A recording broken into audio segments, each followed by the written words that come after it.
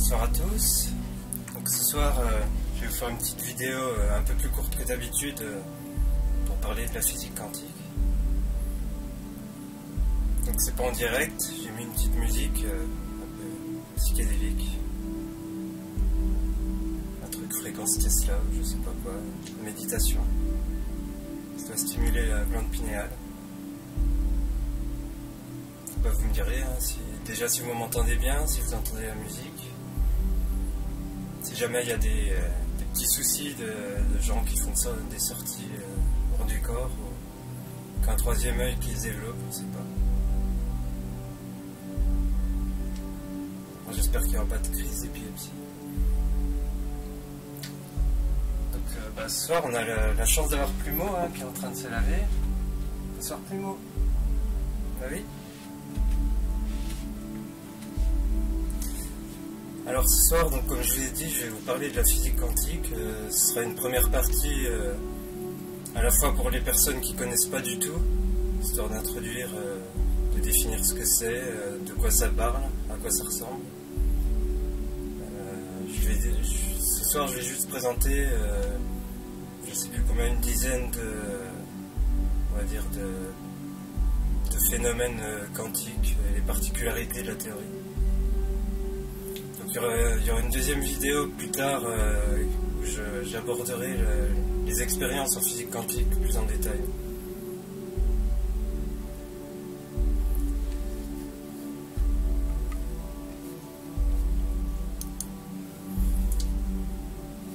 Alors, pour commencer, la théorie quantique, c'est quoi? De quoi on parle? En fait, c'est la théorie du comportement des objets. Souvent on dit que c'est des petits objets, donc les particules, électrons, photons. En fait, ils ne sont pas forcément petits, mais c'est surtout qu'ils sont sans influence de l'environnement, de l'observateur. Donc quand ils sont libres, que rien n'interagit avec eux. Donc là, ce qu'on appelle la mécanique quantique, en fait, c'est une théorie qui a été finalisée vers 1925, qui a dû commencer vers 1900, et il a fallu un quart de siècle pour tout rassembler. Il y a deux types de théories. Il y a la théorie des matrices de Heisenberg et la théorie vue sous forme d'onde de Schrödinger. Avant ça, il y avait dans la physique, tout était séparé en plusieurs domaines différents, donc avec les théories, chacun avait ses théories particulières. Donc il y avait l'électricité, le magnétisme, la thermodynamique, la mécanique des solides, la mécanique des fluides, la gravité.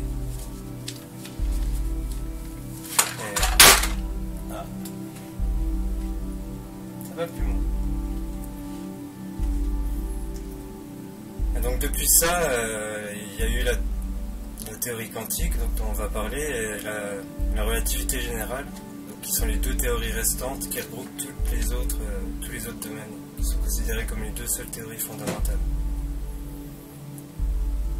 Donc la théorie, la relativité générale qui s'occupe de la force de gravitation, et la théorie quantique qui s'occupe des trois autres interactions, donc l'électromagnétisme, force, enfin l'interaction nucléaire forte et faible. Donc ça, je ne vais pas entrer dans les détails de ces théories,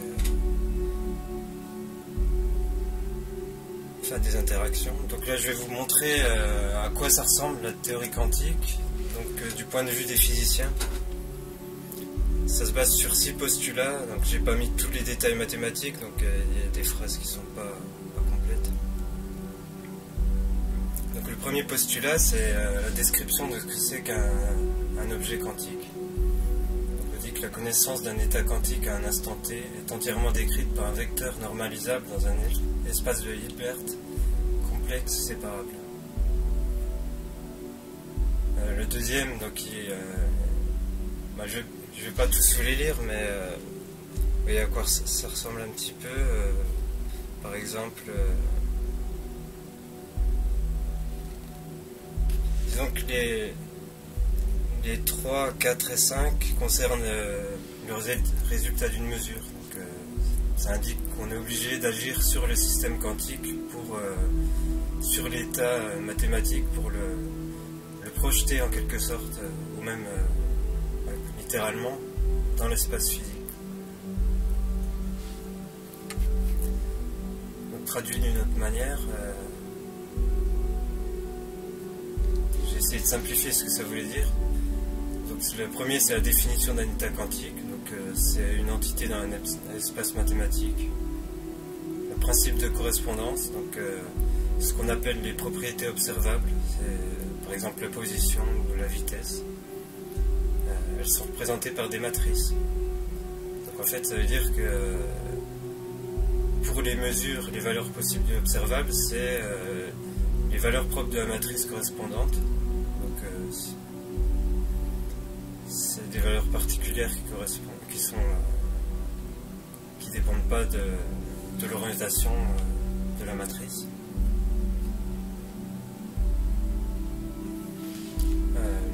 Le quatrième, c'est l'interprétation probabiliste de la fonction d'onde. Donc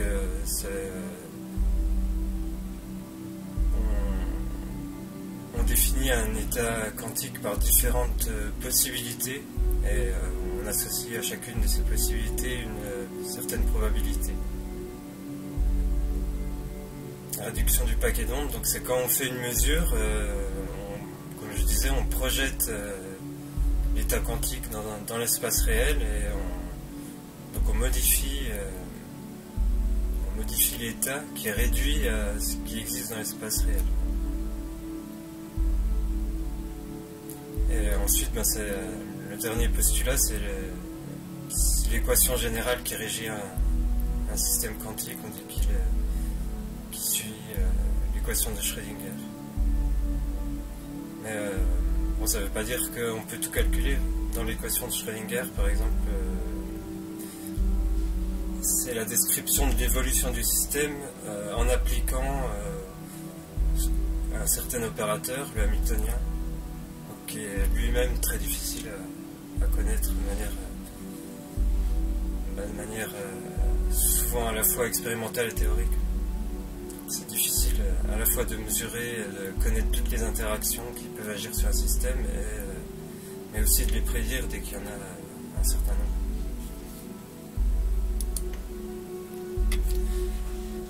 Donc sur les particularités de la théorie quantique, c'est que évidemment la quantification, c'est ce qui a donné le nom.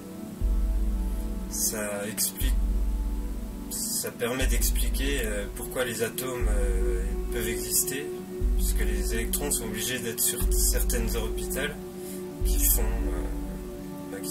forment comme des coques autour de l'atome, autour du noyau. Donc c'est pas le principe le plus important. Par contre, oui, ça implique aussi que pour observer un système, pour observer un état quantique, faire une mesure sur lui, on est obligé d'agir, puisqu'on est obligé de fournir une certaine quantité d'action. Et comme tout est quantifié, on est obligé d'agir au moins d'une façon du minimum d'action qui correspond à la constante de Planck réduite. Et ça, on peut appeler cette constante, on peut la traduire comme le plus petit changement entre deux états différents d'un système quantique. Donc si par exemple dans l'univers rien ne change d'au moins un quantum d'action, on peut dire que c'est exactement le même univers. Il n'y a pas d'état entre les deux.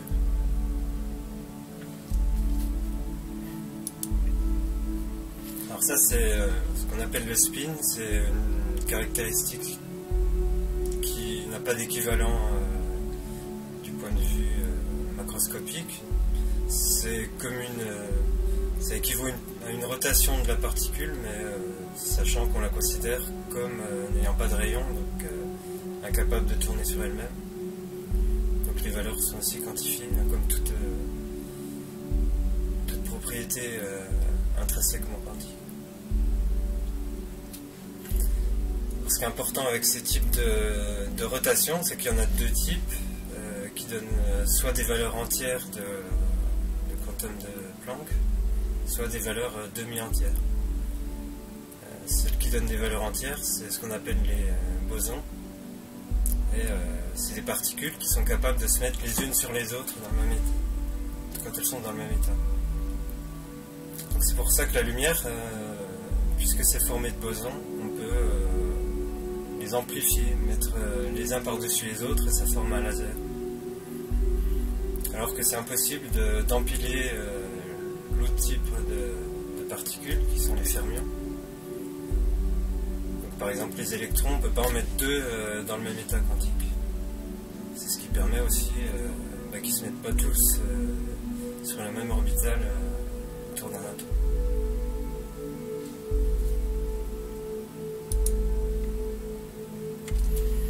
Alors la particularité qu'on appelle dualité onde-corpuscule, c'est parce que parfois, quand on ne mesure pas la position d'une particule, elle se comporte comme une onde. Et plutôt comme une onde de probabilité, puisque au final elle sera toujours observée en un seul endroit.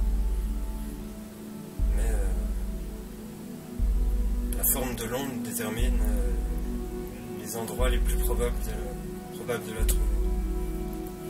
Donc à partir du moment où on ne suit pas entièrement la trajectoire d'une particule, elle redevient une onde, c'est-à-dire qu'elle n'a pas de position définie et elle est plus étendue dans l'espace. Alors j'y reviendrai un peu sur cette expérience, soit plus tard, soit dans la prochaine vidéo. Alors ce qu'on appelle l'effet tunnel, c'est le fait que de temps en temps une particule puisse traverser l'équivalent d'un mur ou de sortir d'un puits sans avoir l'énergie nécessaire pour passer à travers normalement. Donc c'est un petit peu l'idée de continuer de voir une particule comme une onde de probabilité et puis parfois l'onde de probabilité fait qu'elle se retrouve de l'autre côté. Donc c'est un effet qui est utilisé pour toute l'électronique et l'informatique. C'est ce qui permet de fabriquer des transistors et donc les microprocesseurs, toute la microélectronique. Les microscopes SEM, plutôt qu'on appelle microscope à effet tunnel ou microscope à balayage électronique. On dit que ça explique la radioactivité alpha et le rayonnement des trous noirs.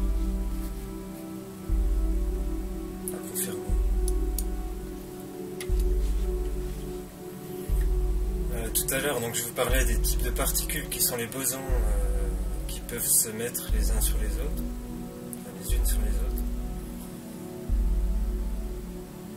Et en fait, en refroidissant certains, ce qu'on va dire, c'est que deux fermions, s'ils s'associent en paire, leur spin, vu qu'il est demi-entier, il va être entier au total. Et ils vont se comporter comme des bosons. Donc ils vont pouvoir se mettre dans le même état.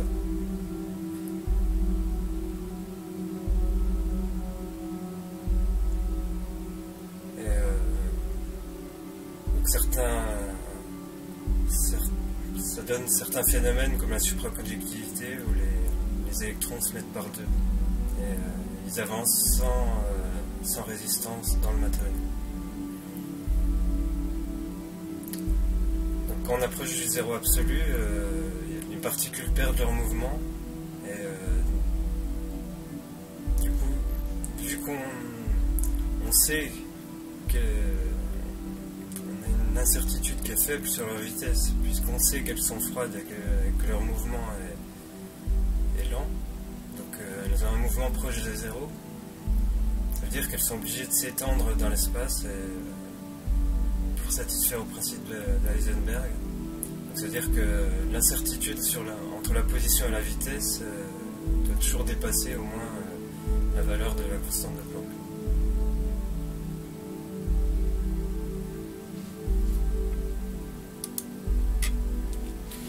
Alors là, un effet qui est vraiment important, c'est la superposition.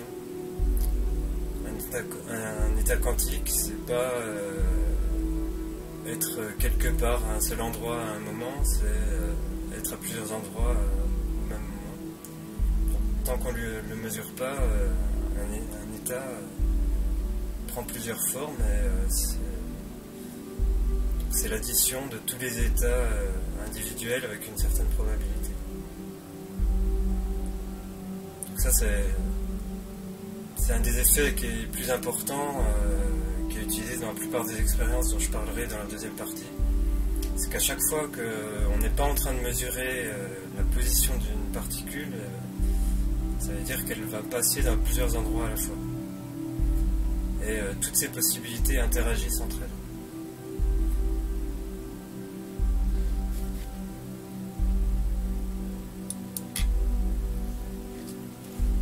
Alors, un des derniers effets dont je vais parler, c'est l'intrication. On va prendre deux particules qui vont être créées en même temps, ou qu'on va faire se croiser ou interagir pour qu'elles communiquent entre elles. Et ensuite, on les laisse s'éloigner, mais sans que l'environnement ou l'observateur interagisse avec. Et elles vont conserver chacune la moitié de l'information totale. Donc, et c'est au moment où on va interagir sur une d'elles que ça va modifier instantanément l'état de l'autre. Quelle que soit la distance qui les sépare, on les considère comme une seule particule formée à elle deux de l'ensemble de l'information de la particule.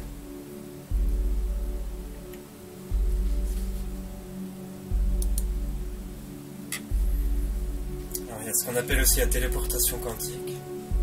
C'est ce qui permet à distance de reproduire un certain état quantique particulier sans avoir à le mesurer. Donc on va prendre n'importe quelle particule et on va la faire interagir avec un des photons d'une paire de photons intriqués. Bon, en soi, c'est pas extrêmement important comme ça, mais ça permet par exemple, de transmettre des communications instantanément.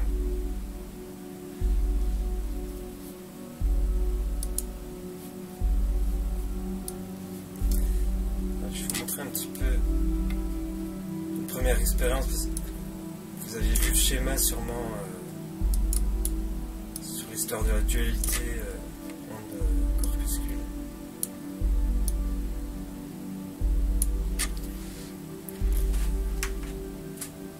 C'est une expérience la plus importante parce qu'elle permet de voir comment se comporte une particule de façon générale.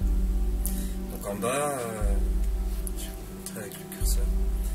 Donc ici en bas, à gauche, vous avez un canon à particules, un canon à photons ou à électrons. Donc à l'endroit où il est éjecté, on connaît bien sa position, on connaît assez bien sa vitesse. À partir du moment où il avance, on perd l'information de sa vitesse. On ne connaît plus exactement non plus sa position.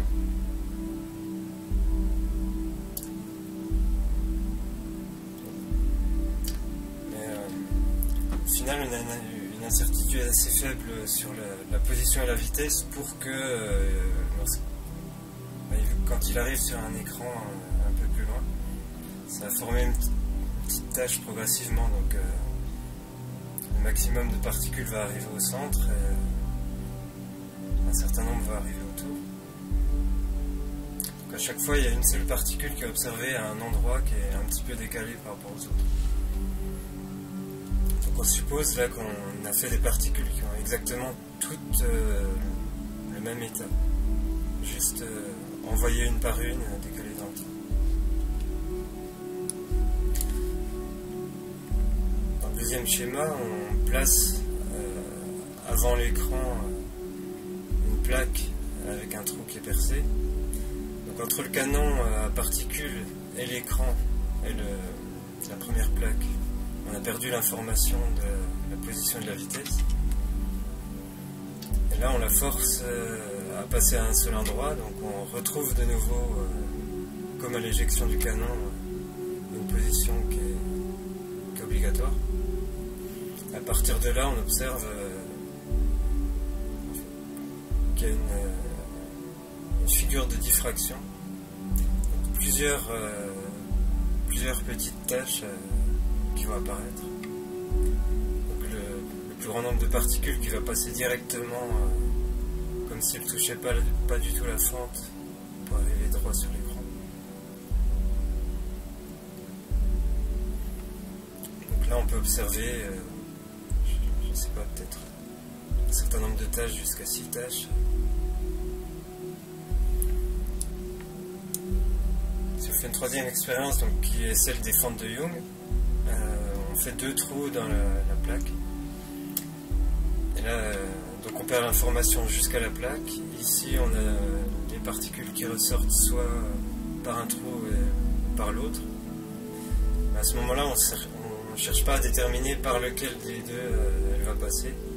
Donc ça veut dire qu'on la force pas, ça se comporte pas comme un canon électron. Et donc on va observer l'interférence, c'est-à-dire l'addition des 2 figures de diffraction avec une seule fente. Et là on obtient donc des tâches séparées et à l'intérieur plusieurs petites tâches. Donc la forme des tâches dépend de la forme de la fente, bien sûr. Si on va faire soit un trou rond ou une fente verticale ou horizontale.